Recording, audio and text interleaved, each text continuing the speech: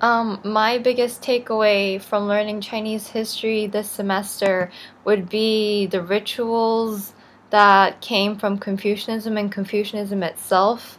I really never learned philosophy before, but being able to have the chance during learning history of China to know more about Confucianism, I just found it so interesting because I believe it really shaped China, and without Confucianism in Chinese history, I think China would have exactly like been the West in a way. Um, Not only just throughout three waves do I see Confucianism happening, but I actually saw Confucianism taking place in some shape or form throughout the whole Chinese history.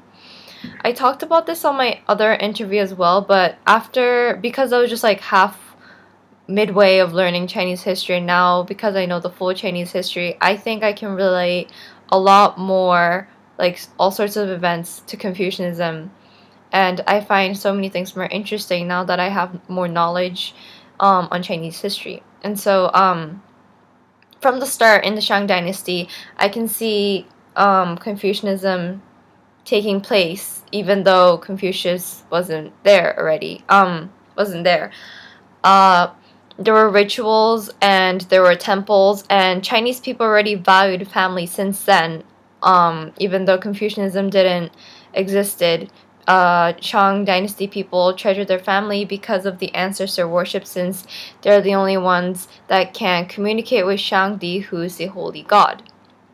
Even in the Western Zhou, Confucianism takes place because the mandate of heaven, the Tian, stated that noble birth does not determine who rules the country, which shows that rich or poor, anyone had the possibility to rule. And this connects back to Confucianism because Confucianism values education, and I think the mandate of heaven basically states that if you have education, no matter what background, then you are able to rule the country. And in the Eastern Zhou, this really showed because Confucian, we saw film during the Eastern Zhou where Confucian was just like going around the kingdoms looking for a leader to enforce his philosophy, to lead the country in a good way with all the principles of Confucianism.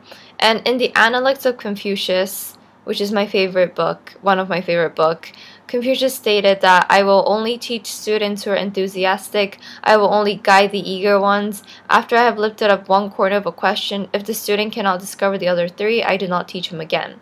Which I believe shows how much Confucius valued education, and not only education, but like the motivation to learn, like how eager you are to learn. Because on another section of Analect of Confucius, he stated, I never turned away a student who was eager to learn, even if he was too poor to pay me anything more than a piece of dried meat for tuition. Meaning,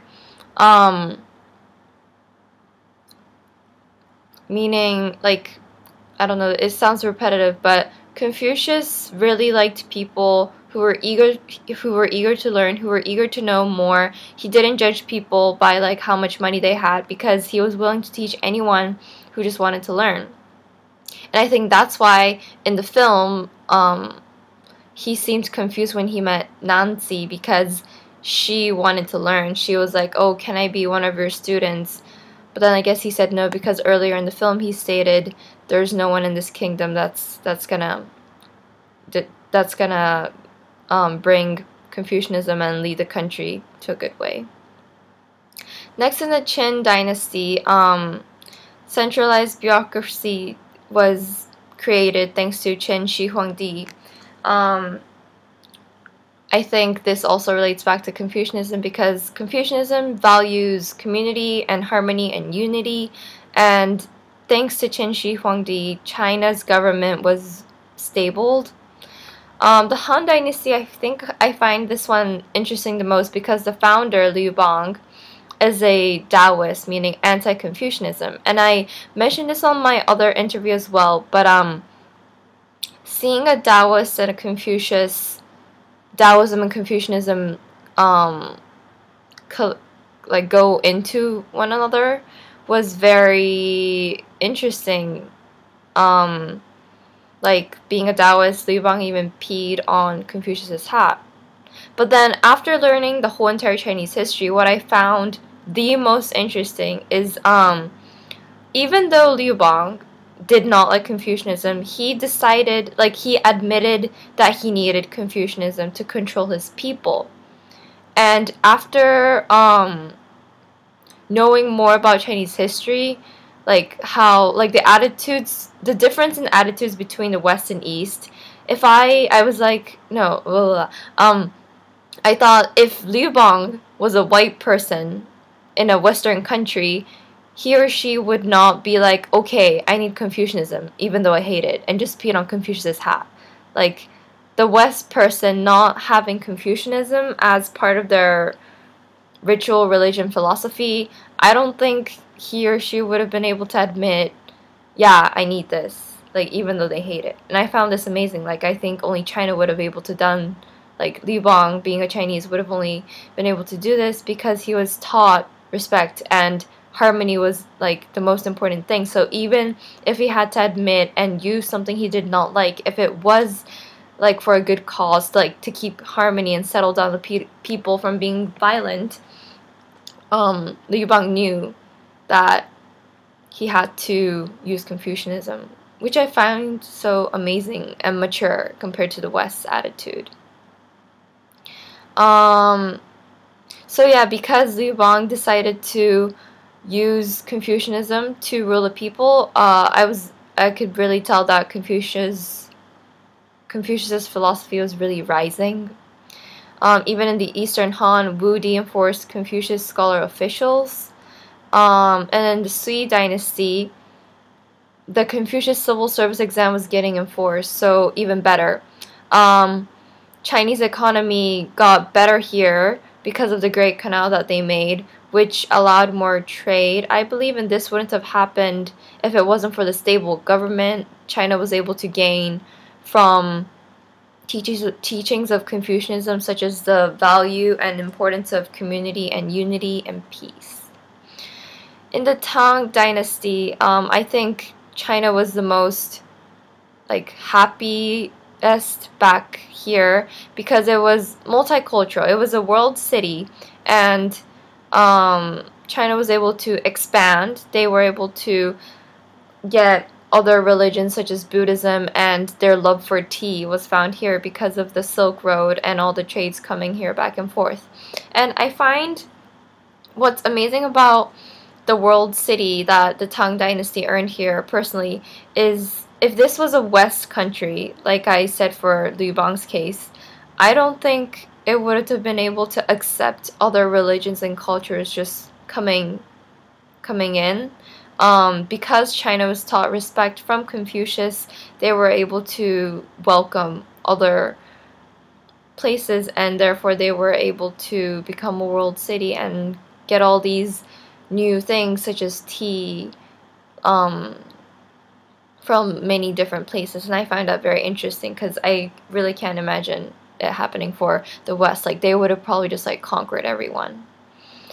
In the Song Dynasty, the Confucius civil service exam gets even better. People, like, China amended the civil service exam, so it was like a proper program now, which shows how much they value Confucianism because they amend it. I can see it, like, throughout every dynasty so far since they made the Confucius civil service exam. And now China truly had an honest government with good, intelligent scholar officials. From here, the Yuan dynasty, I didn't see Confucianism taking place that much because a century of humiliation starts. China starts falling down towards from here. But the Ming dynasty was amazing because of the Zhuang He's voyage to the sea, and this is when I was able to finally tell the difference between the East and the West and their manners and how much philosophy and religion influences how people act, because the West's aim throughout their voyage was just to take over, take resources, take countries, people, slave them, kill them. But for China, it was more like, I'm going to go around the world and explore, to meet new people, to make more communications, and like Zhang He and his people even had presents and gifts for the king that they were going to meet, because the emperor specifically told them to do that, which shows that they have respect. They're not just there to conquer, which was really beneficial for China because they were able to make friends, basically, unlike the West. Even though in the Qing dynasty, the Confucian exams were abolished, which made me so sad because I think Confucianism was like the biggest motivation for me to learn Chinese history, because it's so, like, I read the whole Analects of Confucius, and it's just like so pretty and beautiful, and like people back then in China had like such nice thoughts, and like the world now is like really corrupted. So I think China has like the most beautiful history so far from my own knowledge. In the ROC, I learned about the whole Mao thing, nationalists versus nationalists versus communists. I found it interesting how, even though it was kind of chaotic because people wanted to find their own way of ruling, the two sides had the same goal, which was harmony. They just had like different ways of achieving it, I guess. But Mao was, for me, it was really easy to tell how much he valued harmony, which I believe he got influenced by living in China, who had Confucianism going on personally since the Shang Dynasty, even though Confucius didn't exist back then, because they valued family rituals, ancestor, Shangdi, and everything. In the PRC from one of the films we had to watch, one of the peasants said life was better when Mao was in rule. And I think this is because communism, there is equality, harmony, one for all for one kind of thing, which reflects back to Confucianism. Mao really wanted to make China unified, which Chinese history taught from the whole Warring States period. Like, China values unity the most, and it was really interesting to see how Mao tried to achieve it, even though he was kind of dictating in a way personally, but he still tried to keep harmony. And I thought he was a monster at first from the 1-minute speech and the discussions we had, but personally, from like reading more articles after that and talking about it more in class, I don't think he was a monster. He was just trying to maintain peace, harmony. I guess he just did it at a different way, like, because you can't just suddenly step into communism. Like, we learned that there are steps to gain harmony with Confucianism, which was like going through socialism and everything in the middle. Going back to Confucianism, even today in the modern day, I can see Confucianism taking place. Being a Japanese and living in Singapore, like just last weekend, I saw a Chinese family, like mother and daughter, who's like 60 and 90 or something. They were like holding hands and like supporting each other, going upstairs, and I find that so beautiful because I lived in America. I've never seen mother and daughter helping out each other like that, and I think that Chinese people are still able to do that today because of their history, which told them that you must value your family. One of the lines from Analects of Confucius said, the only time a good son ever makes his parents worry is when he is sick, meaning because if your son is sick, then no one can take care of you. Personally, I think many people in the Western side put their parents when they get old into like old people's homes, but in China, Asia, because Japan does this too, and I think Korea does it too, takes care of your parents even if they age, like, by yourself. Like, you don't just send them to like random places and homes to like get taken care of. So Um, yeah, so Confucianism was my biggest takeaway.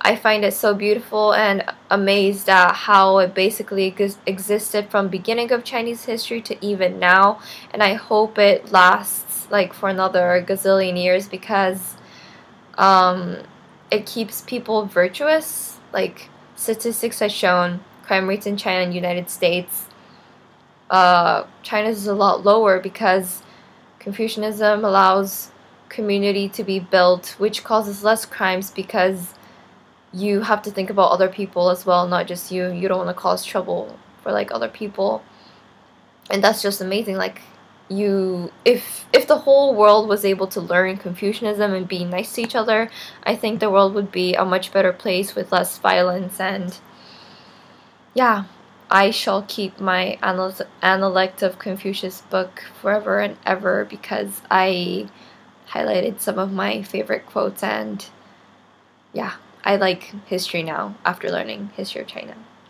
Bye.